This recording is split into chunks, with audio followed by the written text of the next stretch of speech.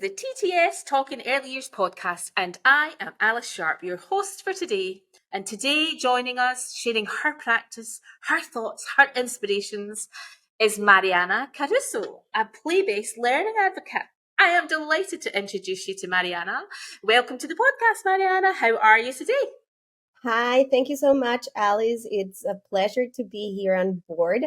I'm beyond thrilled to be able to share my experience and hope that many other educators can actually join this ride of play.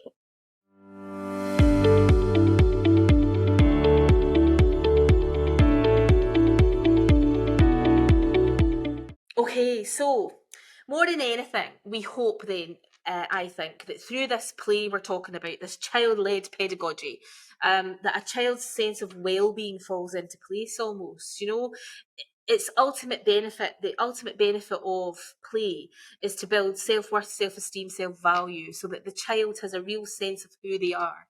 I can remember reading Harvard University's Centre for the Developing Child stuff around self-regulation and executive functioning, and they talked about it they described it like an air traffic control system, which I just thought was a brilliant way to think about it. So, what can we encourage our listeners to think about, to do with self-regulation and to do with executive function, and do they even know what it is? So can you tell us all about that?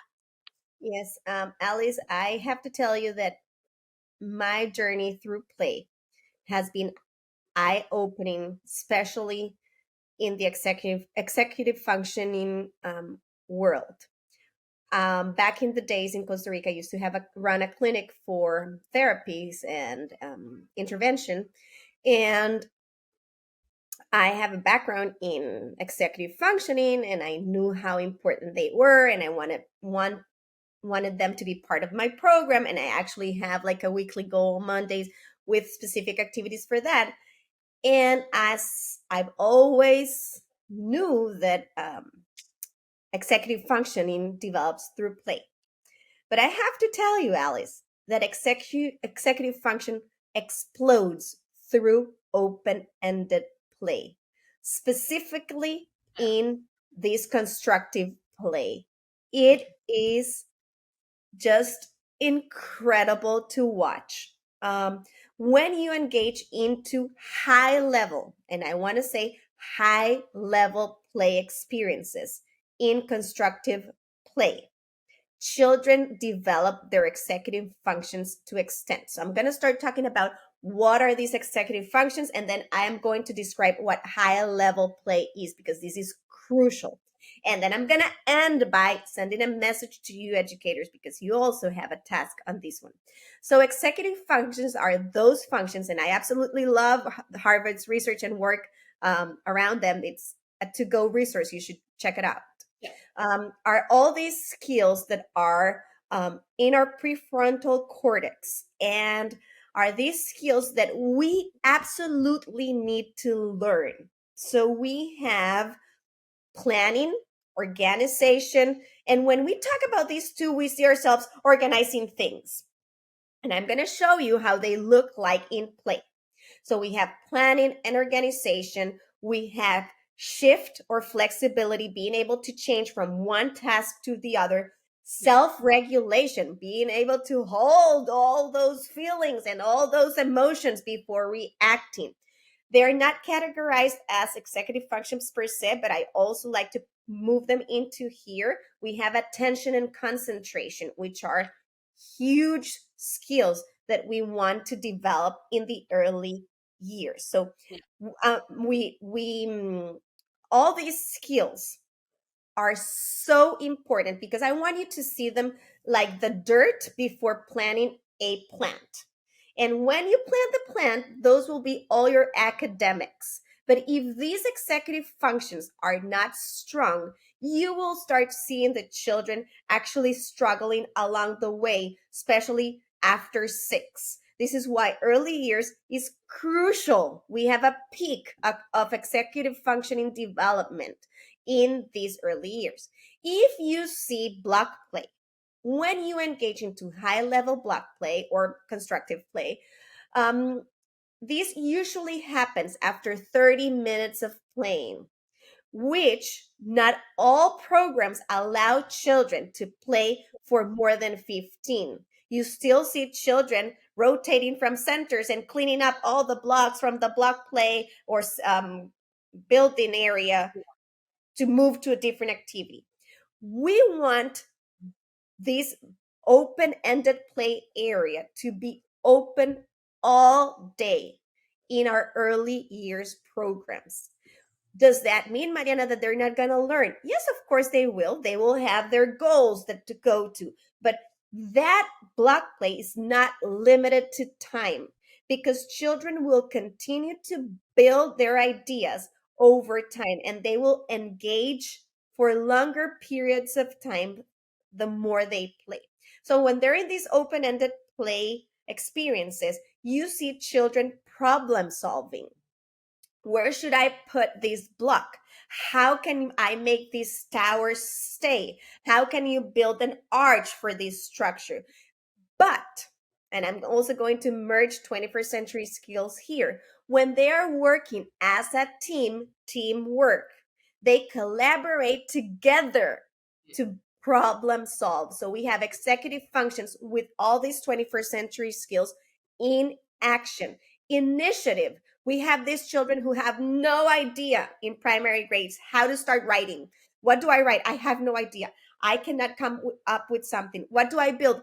I don't know. And they panic because their initiative is so limited. When you expose children to open ended play, Yeah. they come up with things that we would never be able to replicate. And if you ask me to build something, I will build the typical house with a cube and the rectangles at the top because I was not exposed to this. The students will actually create things that you will be fascinated. You won't believe the things that they will create, the problems they will solve. Another skill that goes hand in hand with executive functions, but it's not executive function, is a 21st century skill with which is grit or persistence. When you are engaging to block play, children keep trying. They're not afraid of trying and doing it again. The tower falls Yeah. and they build it again. As an educator, you are in charge of verbalizing these experiences and saying, I noticed how the tower fell. How do you feel about it? Oh, it's so hard. I don't want to build it again. Why not? Let's try. You try, I try.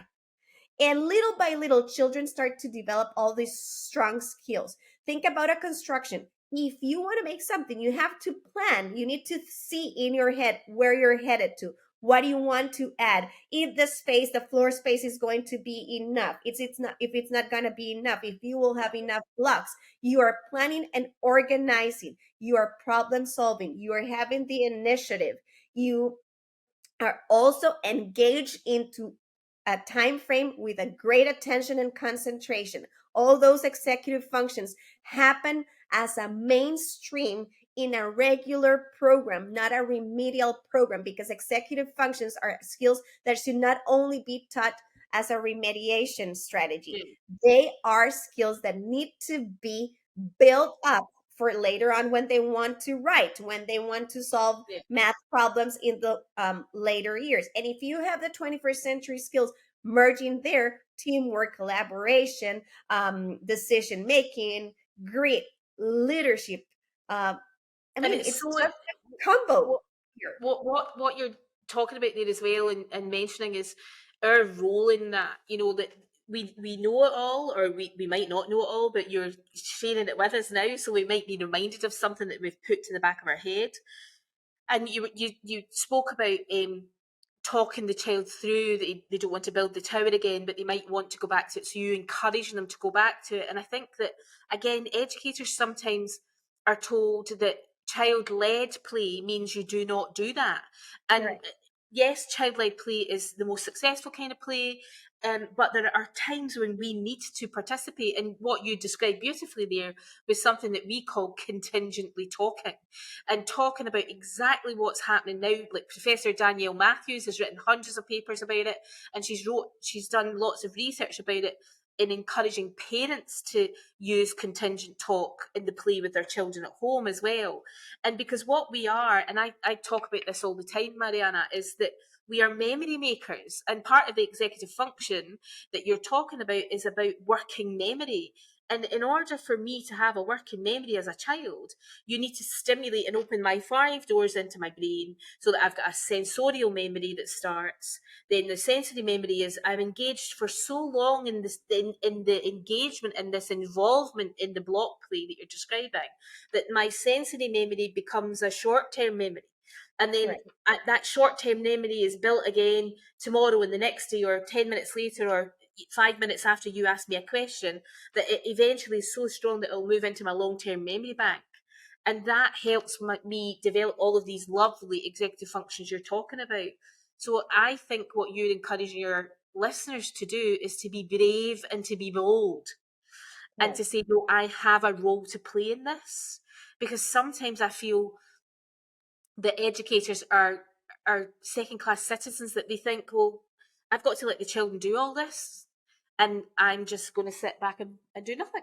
When And, actually it's so important, especially for what you're talking about, these executive functions. If they're not in place by six, we might as well almost give up. and So, it is, sorry I interrupted you there, but I think really, I feel it's so important that staff understand these functions that our children are missing. Because all the statistics and research will tell us that we're not building impulse control and emotional control and flexible thinking and working memory and task initiation and organisation and prioritising the way you talked about it. We're not putting them in place, so we need to put them in place. and it is very important to understand, Alice, that all these skills look different in the early years, because if you Yeah. have it all starts around age 2, but you cannot have children at age 2 or 3 problem solving or collaborating, because it's not what how play looks like at that age. But Yes. you can start modeling and having all these discussions. Yeah. Actually, I think that between 2 and 4, it's the hardest work. It's where you have to put it all together and all this Yeah. modeling and do all the hard work. Past 4, if those bases are solid, they're good to go. And you will never have to interfere in that open Yeah. ended play because they already have the foundations. But executive functions and 21st century skills look different per age, because we always have to think about the stages of play, and we always have to think and comprehend child development. One last thing that is crucial for me is that educators, you need to inform your parents about the importance of play. It's not just about the block play or the art area or the pretend area. It is about the why behind all these areas. If in your parents' meeting you explain the reason behind each of these things that we do, we tend to spend so much time talking about math and writing and reading, and we don't spend the time in the whys behind these areas, which are the foundation of early childhood years. Academics are also very important, don't get me wrong, but we tend to just leave these out. And our job is to actually also inform parents, because we want the block play and the pretend and the art to go home and actually for them to replicate these environments at home and create them. So our job to save play is to inform parents about the importance of these areas, about the importance of play in the brain. The Lego Foundation has a Yeah. huge campaign on brain research. um, there are other authors too that are Yeah. doing great research about the importance of playing the brain. And it is our responsibility to inform our parents, also to inform them about executive functioning, about 21st century skills, about all these games that play gives their children, and how to actually manage screen time. It is all part of our responsibility, because if we inform parents the reasons why behind what we do and why do we want to keep play alive, we are taking that step towards saving play and being Yeah. able to replicate these play environments. What are the best materials that you can have in all of these areas? How can you start your building constructive play collection at home?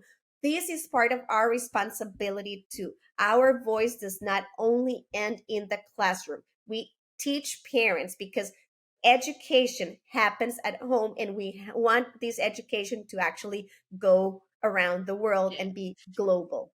I'm absolutely brilliant. I've worked with TTS on 20 products. I've got 20 products that I've kind of put to market with TTS, and some of them, and the most popular ones, in fact, are the home linking bags, the bags that go home to parents to encourage that to happen, Mariana. And I can remember being invited down to London, and we used a formula, in fact, that was based on all of the current global research. And it was, if we have a child for 30 hours a week and 15 hours a week of our play makes an impact, and we have a quality experience of play, and we have a really positive home learning environment, then it's the best start a child can have. But in Mhm. fact, if we don't have the best quality play that we offer, and we don't have that 15 hours a week of intensively fabulous play, and the home learning environment is not celebrating play the way we want them to, then we can almost give up, because it's not going to have the impact that it needs to have on building the fundamental foundations for our children for the rest of their wee lives. And so, what is your call to action then? Oh my goodness, we've talked about so much, and it feels as if we've talked about hardly anything at all. But what's your call to action? What three top tips are you going to leave our listeners with, Mariana? Okay, so first, less is more. Okay, Simplicity is key. Don't overdo it.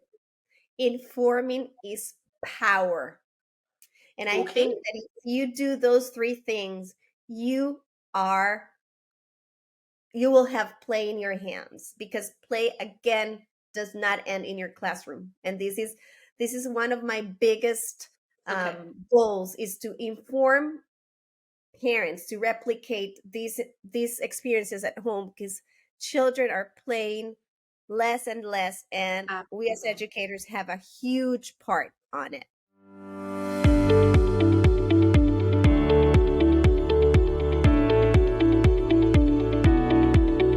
Well, oh my goodness me, that has just been a joy and an honour and a privilege to share time with you today, Mariana. I cannot thank you enough for joining us on our podcast today. So, all it leaves me to say is a huge thank you on behalf of everybody that's tuning in, to you for being with us and for sharing all of that fabulous insight into how play can really make a difference and make an impact for our children. And Wow.